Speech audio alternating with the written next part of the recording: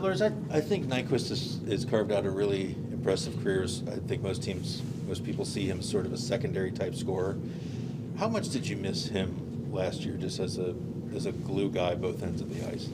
Yeah, I think that the intangibles you miss for him is just his infectious work ethic. He's relentless on the puck. And then go to the other side, just what he does in the room on a day-to-day basis. Being hurt all year, he's not around, and it's a tough place to be. You're not connected with the group. I think we missed him a lot last year. Just what he brings. He's got the ability to make whoever he's playing with better, because he's a really good distributor. He's very skilled in small areas. I wouldn't say he's like a pure shooter or anything. Yeah.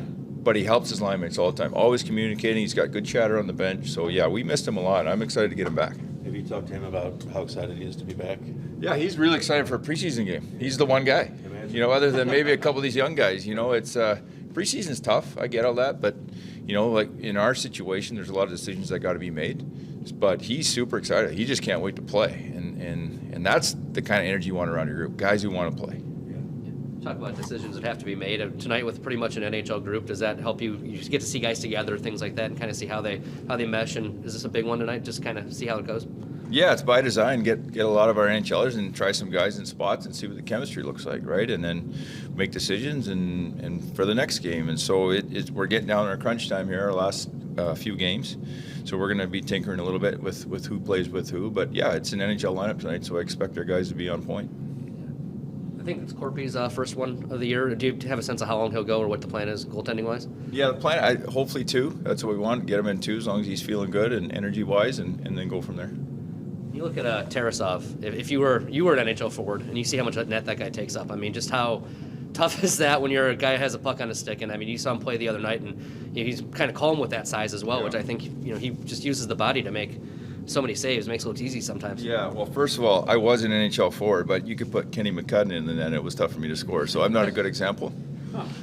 Tarasov is massive in the net. He's a big body. They're all tall and lean, but you put the gear on it, it's like a wall. And it's funny, I was looking down the second period, and I was watching him, and man, even when he's on his goal line and he's in that kind of position, one pad up, one down, there's not a lot to shoot at. So the size helps you because you don't have to be perfect.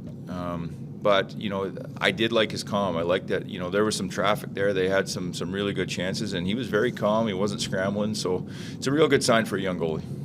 Brad, are you talking to some of these guys when you send them out, the cuts? Or do you have a message for them directly? Or Sure. There's a lot of guys I know. But Yep. You talk to each of them? I'll talk to every one of them, yeah. Really? Yep. Okay. And Yep. can you give us not specifics? Everybody's obviously. different. Yeah, everybody's got different roles and different expectations, and I guess what I'd like to do is give them something to take away that they can work on and give them a clear picture of how we see them. Yeah. I've been in that position as a player, and you want to know where you stand or what they're going to be expecting from you. So that's my goal, is to talk to everyone and make sure they know if and when they come back, they know exactly what we want from them. Lars, talking about guys in different spots. Tonight you got Jenner up with Line and Voracek. Your thoughts? Yeah, well, we all know what Jens brings, and there's some real offensive weapons with the two, Voracek and Patty, and Jens is just he's a dog on a bone. He's great in the face-off circle, so hopefully you get that first possession of the puck, and he's going to go to the net. So if you can let those two do their job and be creative, and he's at the net causing havoc there, retrievals. He had a really good first game when Jens played. So again, just tinkering, see what it looks like, and we'll I guess we'll assess after the game. I think this is the 4th of the 5 preseason games so far that Andrew Peeke has been in. Do you want to get a really good sense of where his game is right now, just to kind of see if he can handle a full-time role? Yeah, we got lots of opportunity in the back end. We've said this. I think I've beat that to death. But there's guys that we got to look at, different combos, different sides, even left shots on the right side. So he's a guy we want to look at. It being a right shot, we want to see what he looks like. And there's Gabe, there's Kooks, there's Harry, there's all these guys. Lettinen, he was, hopefully we'll get him back into a game here too. So, Bolquist is new, Bean's new. We got to find some chemistry here, and this is why I said I'll probably carry into the season at some point. But we got several games here that we're going to look at in different combinations, and tonight's this is the group we're going to go with. Yeah. Considering you've only got, I think, 2 of those 9 guys are right-hand shots, and Peake's one of them. I mean, would it help the lineup to have a guy like that kind of show that he deserves to be in there? Maybe just to kind of set up things as you put that lineup together? Yeah, I mean, perfect world, you got lefty, righty, and they're comfortable, but there's some lefties that like to play on the right side, just how they open up to the play. So, I don't know. I mean, If you could draw it up in a perfect world, yeah, but that's the situation we're in, and guys are going to have to play in those positions. Lars, Peak looked maybe more physical against Detroit than I remember him looking. Was that just that game, or is this by design? Is that an element you want to see from his game? I want it from all our D.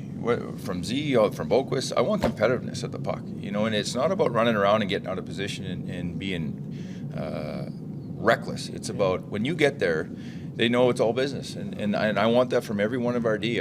No matter who's in our lineup, I want 12 forwards, I want 6D to be a relentless group that's competitive at the puck every single night, and then you're hard to play against. And if you be consistent in that, and this is where I'm excited about the internal push.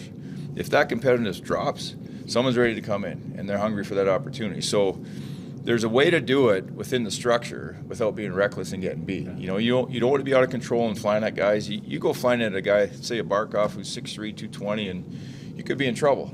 So there's a time and place for that, but that competitiveness at the puck is so important for us.